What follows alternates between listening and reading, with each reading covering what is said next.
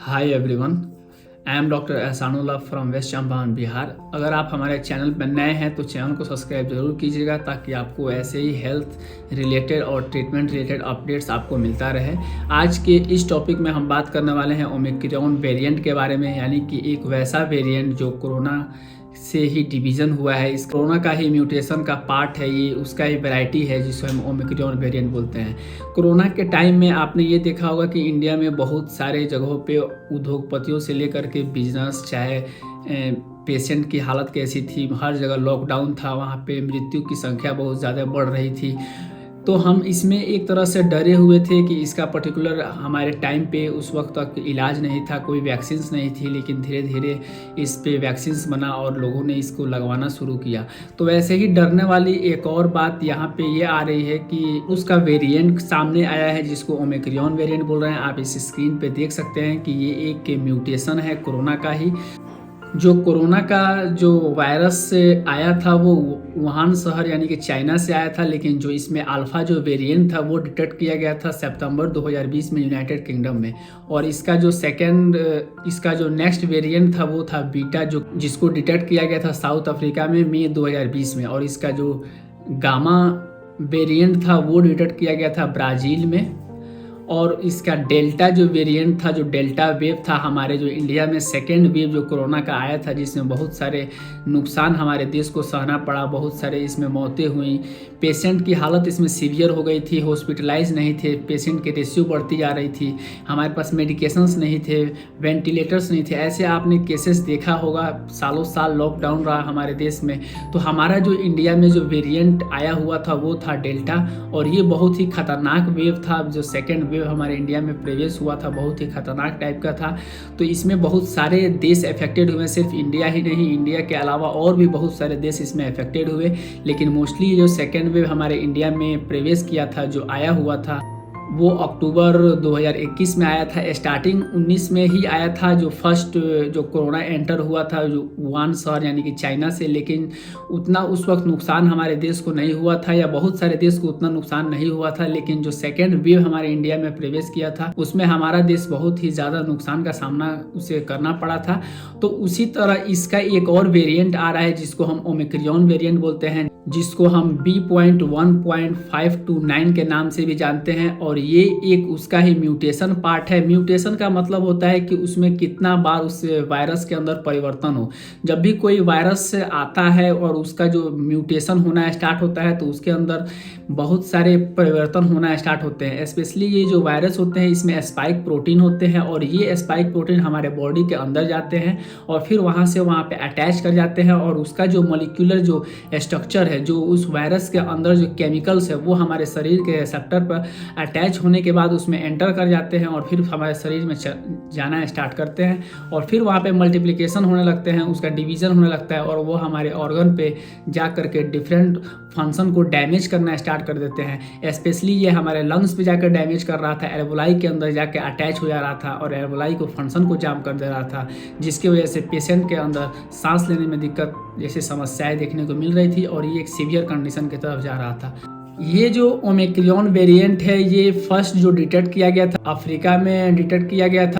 Botswana शहर है Africa के अंदर, वहाँ से ये डिटेक्ट किया गया था। 24 नवंबर 2021 को इस वायरस को डिटेक्ट किया गया था। कुछ लोगों में इसका केसेस देखने को मिला था। तो अफ्रीका के जो साइंटिस्ट है, जो गवर्नमेंट है, इन्होंने WHO को ये रिपोर्ट भेजा और उसके बारे में बताया। फिर WHO इसको 26 नवंबर 2021 को इस वेरिएंट को वेरिएंट ऑफ कंसर्न का दर्जा दे दिया। यानी कि WHO का कहना ये है, और वेरिएंट ऑफ कंसर्न का मतलब ये है कि इस वायरस के बारे में, इस चीज़ के बारे में हमें सोचना चाहिए, इससे डरना चाहिए, ये डेंजरस तरह का हो सकता है।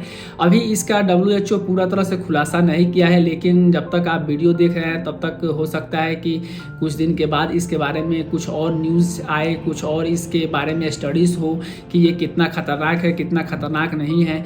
असल में वेरिएंट ऑफ कंसर्न का मतलब यही होता है कि इसके बारे में हमें डरना चाहिए। ये एक संदेश दे रहा है कि ये भी एक जो हमारे इंडिया में सेकेंड वेव डेल्टा वेव जो आया था उस तरह से डेंजरस हो भी सकता है और नहीं भी हो सकता है, क्योंकि जो म्यूटेशंस वायरस के अंदर होते हैं, तो म्यूटेशंस अगर ज़्यादा होते हैं तो वहाँ पे ये ज़रूरी नहीं है कि वो ज़्यादा हार्म करेगा या कम हार्म करेगा। ज़्यादा भी हार्म कर सकता है, क्योंकि म्यूटेशन जितना होता है उस वायरस का इफिकेसी कम होने लगता है और वो वायरस उतना इफेक्टिव नहीं होता है, वो डेडली कम होने लगता है। तो जितना डेडली कम होगा उतना ये हमारे शरीर पे उतना कम देर तक असर करेगा। तो इससे हमें एक तरह से बचाव का है, लेकिन ये कंफर्म स्टडीज़ नहीं है।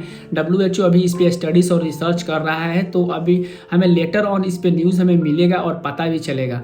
ये ओमिक्रॉन वायरस सिर्फ अफ्रीका से अभी फ़िलहाल में वहाँ डिटेक्ट किया गया था और निकला था, लेकिन उसके अलावा बहुत सारे ऐसे कंट्रीज़ में भी इसको डिटेक्ट किया गया है, उसको देखने को मिला है।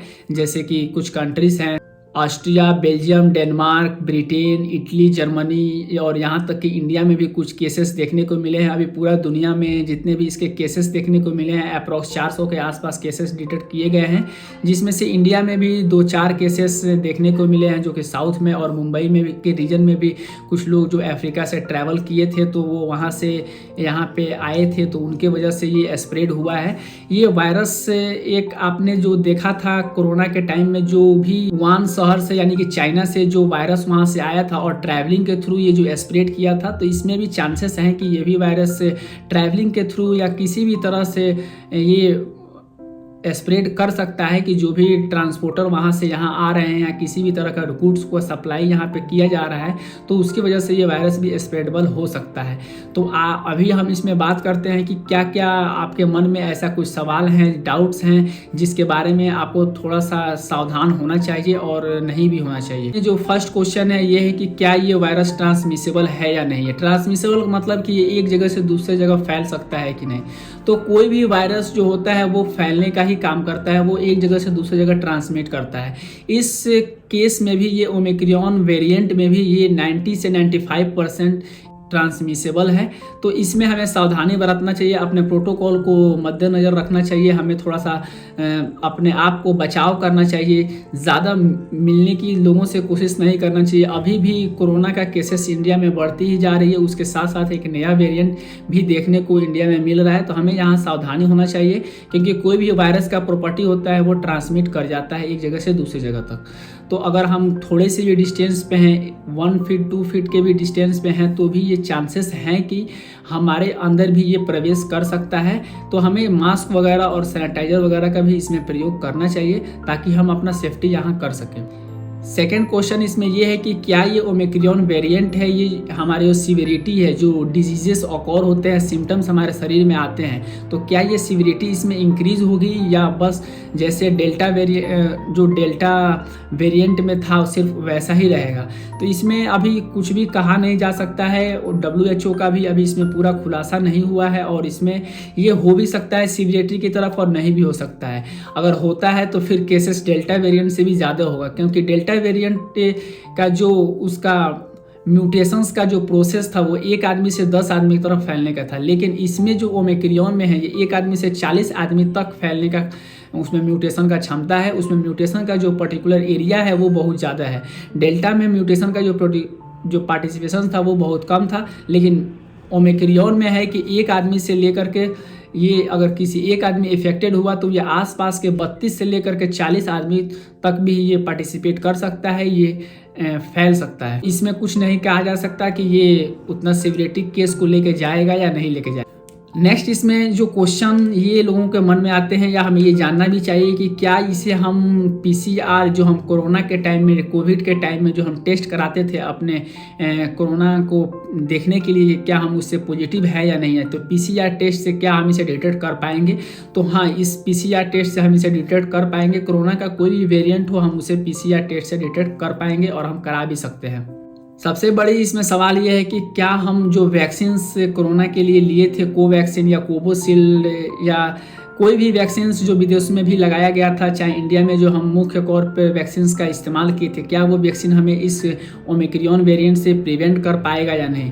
तो कोई भी वैक्सीन को जब हम बनाते हैं तो वो एक पर्टिकुलर वायरस को बचाने के लिए ही उसके अंदर जितने म्यूटेशंस है उसको देख करके ही वैक्सीन का फॉर्मेशन किया जाता है, बनाया जाता है।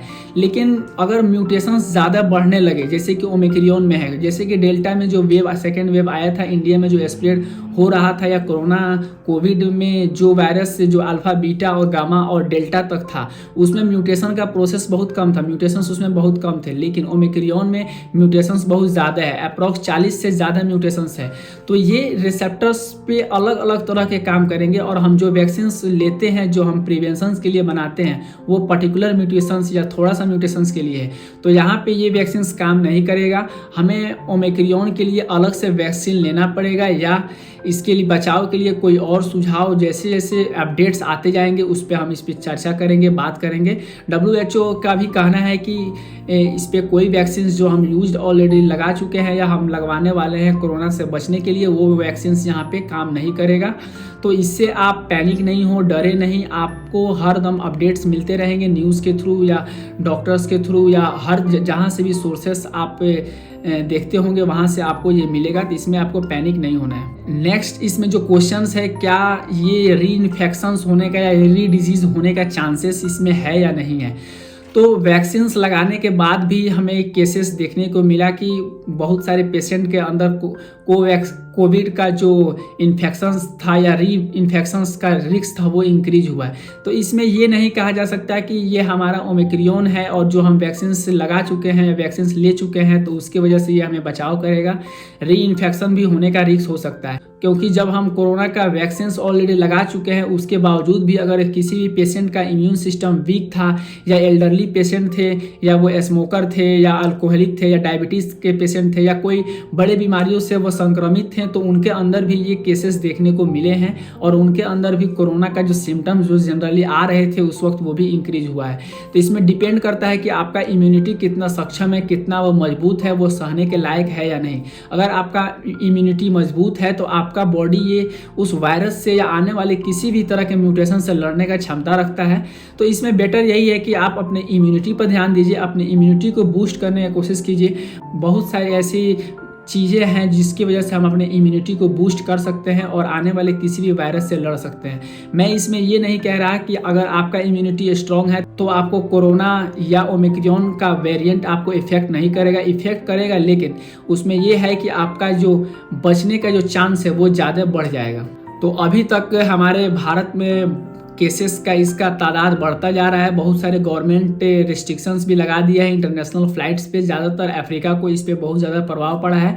अफ्रीका ने एक यहाँ पे ये अच्छा काम किया कि उसने WHO को वो बता दिया कि मेरे यहाँ वायरस का डिटेक्ट हुआ है।